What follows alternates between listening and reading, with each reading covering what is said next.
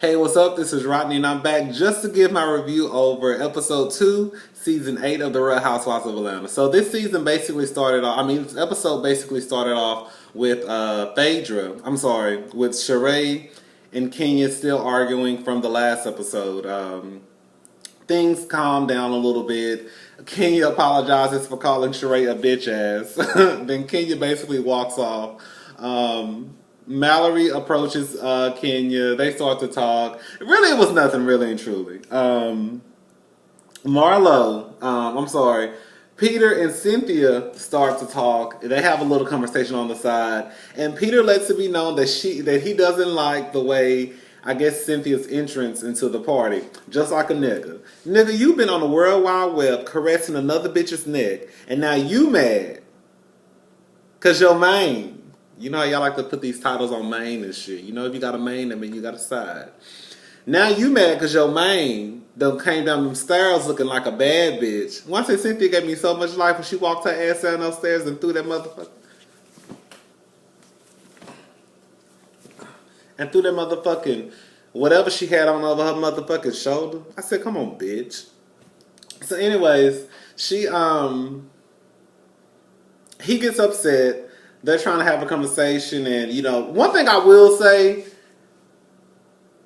that I can understand maybe frustrating for Peter is if I'm trying to have a conversation about my wife or about whatever that's going on in our relationship, I don't need your fucking sister standing right beside you like she the motherfucking police. Like, Mallory, get your ass some business and leave and go over there with them other bitches. I don't have time for you. I'm having a conversation with my motherfucking wife. This has nothing to do with you, girl. Even though I want Mallory to be a housewife. I really think they need to make Mallory a housewife. But that's neither here nor there. So anyways, Portia, what's the next thing about? Oh, Portia is in a meeting. She's meeting up with, I guess, her team to discuss her new venture, her new business venture. She's starting a lingerie line. And they basically let her know that, she works better when she's single. When she's dating, I guess, and things go bad, she basically shuts down.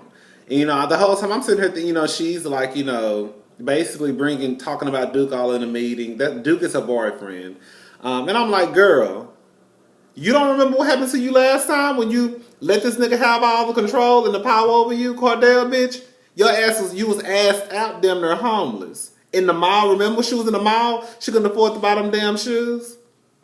Girl, you might need to get your coin together and then worry about these motherfucking niggas. But you still ain't learned your motherfucking lesson. Y'all gonna stop giving all these niggas all y'all motherfucking power. They up and leave y'all ass and y'all looking stupid. And Portia, from what I can see, you still ain't learned your motherfucking lesson because all you worried about is a nigga who you been dating for a couple of months. Girl, bye. Okay. Your ass gonna be assed out living with your mama again. So anyways, while she's talking, while they're in the meeting, of course, the bitch is throwing jabs at Cornell, talking about her new dude. Duke is all man. He's all man. Girl, she's low key throwing jabs at Cornell. Wasn't that Cornell? Wasn't that Cornell? I forgot his name. Whatever her ex-husband's name was, she's low key throwing jabs at him. You want to sit here and throw all these jabs at this man now, but at one point, girl, you was trying to get back with him. You don't remember that, Portia? After all the shit was going on about him being gay, and even you insinuating that he was gay last season, I think the season before, you still tried to get back with him. But now all of a sudden, you got you a real man. Girl, bye. So anyways, Candy is talking to Sheree. Sheree meets up with Candy at her boutique tags. They're having a conversation about her and Phaedra's relationship. And even Sheree is kind of, taken back by Phaedra, I guess, seeking out a friend in Nene. I'll say this much. I was surprised. You know what I think the problem is with Phaedra and Candy? Is Candy, I think, honestly, was a friend to Phaedra on and off the camera. I think that Phaedra... My face is so ashy. Why did y'all girl, my face is ashy. I'm put some motherfucking lotion on my face.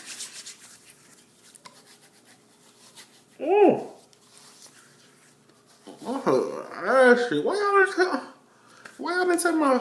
I've been sitting here. I'm like, my face so. Y'all know I got dry skin, child. Y'all know I got dry skin. Okay, I look a little bit better. I need to go to the dermatologist, really.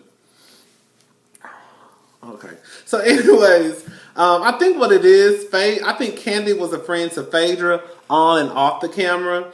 And I think that Phaedra, for some reason, I think that she wanted to just spruce. I hate when people say storyline, but I think she just wanted to spruce up her storyline just a little bit. So she created this problem with her and Candy that Candy didn't know about. And really and truly, if you're really friends with someone and you know for a fact, for example, like Candy and Nene don't get along, bitch, don't be talking to Nene about me. And don't be talking about Nene. Don't be talking to Nene about me or us. Period. Because you know I don't fuck with that bitch. And I'm just saying that's in any relationship. I think that would be in any relationship, honestly. So, anyways, yeah, I just think Phaedra just wanted to basically just kind of spruce up the storyline, and she created something that probably wasn't there, or just it could be just a lack of communication. So, anyways, Cynthia and Phaedra meet up over tea. Girl, they just did that probably because the producers told them to. They finally show Kim Fields. Kim Fields, actually, I think Kim Fields is going to be the new Cynthia. You remember when Cynthia first came on? She was the one who really wasn't that, Cynthia was the one who really wasn't into the drama and all that shit. She was really and truly, she was really like the most level-headed. The one that was, compared to all the other girls like Candy, Nene, Phaedra, all them, you know, Cynthia was the opposite. And I feel like Kim is the new Cynthia. She seems very, very young at heart. She seems really fun. She seems like she has her head on straight, you know, which I guess she should for her to be her age and have a family. But anyways, I like Kim. Even though I was kind of surprised when they said when Kim Fields was being added to the show, I was like, what? Why the fuck would she want to do something like this? And don't get it twisted, bitch. If a bitch came to me right now, knocked on this door, and told me and asked me, did I want to be on a reality show, bitch? I'm signing my motherfucking name in blood. Bitch, these reality shows, regardless if y'all want to admit it or not, these reality shows be helping a lot of motherfuckers out. A lot. So anyways, so Candy's at her studio, whatever you want to call it. She's at her office, and there, I think her assistant is in the kitchen cooking, and so they all, her, Don Juan, Common, and Todd, they all meet up in the kitchen, and they're basically talking, and Todd brings up the money situation between him and Phaedra. And he basically says that, they're talking about the baby shower, and he asks, is Phaedra going to come? And Candy's like, yeah. You know, I don't think their relationship, is that bad to the point where they can't be around each other. I just think it's just one of those, there's what's a pink elephant in the room? And I just think they just need to discuss what's going on between them. But I don't think it's to the point where I don't want that bitch around me, and I think they can still be in each other's space and still invite each other to each other's events, and be okay. So Todd basically says that if he was, if that was him, he would not invite someone to a party if they owed Candy money. Todd, I've liked Todd since day one, but Todd, now I hate to say it, but that's kind of almost like a bitch move. Like, really and truly, you're putting your problems onto Candy. That situation between you and Phaedra has nothing to do with Candy. That's business between you and Phaedra. Honestly, I understand that that's your wife, and you're going to talk to her about whatever's going on in your life, which is perfectly fine. But to basically try to put that seed into Candy's head, like you shouldn't invite her because she owed me money. Like, bitch, that's your own motherfucking fault. Clearly, Candy gets her money when she deserves it, or when it's owed. You need to go talk to Phaedra about the business deal that went south, not Candy, and that has nothing to do with Candy. But anyways, so Candy's just like, girl, like, why did you have to bring that up right now? Like, we talking about something else. So anyways, Portia wants to throw a going away party for Duke. I guess the football season is about to start, and so she wants to just throw a going away party and for his friends, for her friends and family to meet him. When I tell you, baby, Duke and Portia are a match made in heaven, baby. You know, Portia does not come across as the smartest. Duke damn sure doesn't come across as the smartest. I will say I have to agree with her sister and with the other people, some of the other people that were at the party. I just don't understand why Portia, when this is a problem, when women, and I know it's people, but when people want to get married, you should not be dating someone who's 24. When you're a 30-some-year-old woman and you know one of your goals is to get married and to have kids, why the fuck are you fucking with a 24-year-old football player? Bitch, go get you somebody who work on Wall Street, who like in their 40s or late 30s. You know what I'm saying? You need to get somebody who's compatible with you. Baby, Duke is just somebody who you fuck. That's all he should be used for. Fucking a couple of handbags and a couple of flights. That's it. But to sit here and be like, this is a person who I want to have kids with, and you know, she was talking about even moving in. I guess they're looking for a place together. Like, girl, y'all only been fucking for 2 or 3 months. Girl, you were doing way too much. And girl, from what I heard, now the motherfuckers done broke up. Like, for fake Portia, girl, you need to get somebody in their 30s. You need to date somebody in their 30s. And not a football player, basketball, not anybody in sports, baby. Honestly. Because what you want to do is not the same thing that I just don't see a 24-year-old multi-millionaire wanting to just settle down. At 24? Girl, bye. At 24, bitch, I'll be fucking as many bitches as I can.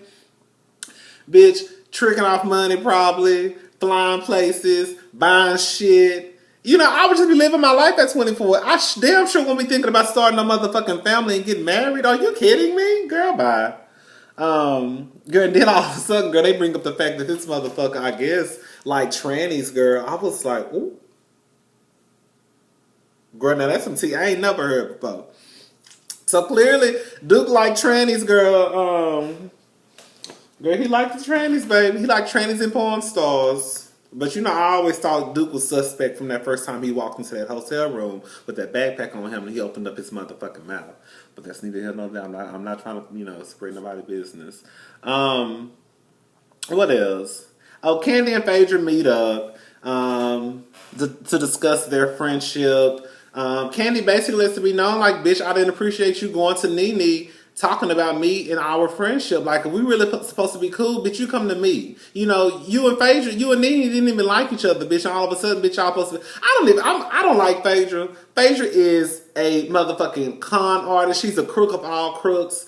And it is what, and I've never believed nothing Phaedra say. I don't feel sorry for Phaedra. This bitch gonna say the feds come knocking on her door. I guess trying to get Apollo's assets. And even Kendall was like, bitch, please. I know the feds came to your door for a whole lot more than some motherfucking motorcycles. Girl, they came to your door because, bitch, they thought they still think your ass had something to do with your motherfucking husband stealing all that goddamn money. Your husband who you lay down with every night, have kids with. Your husband who ain't have no motherfucking job and was spending $3 and $4 and $5. Girl, like he said, $5,000 to $8,000 in the strip club. Girl, he ain't got no job. Where he getting that money at? You never questioned him? Girl, you are not that busy not to know what's going on in your own motherfucking household. Anyways, girl. In the end, girl, Portia's still throwing jabs at Cordell, talking about she all the man. I mean, she got all the man she need. Blah blah blah.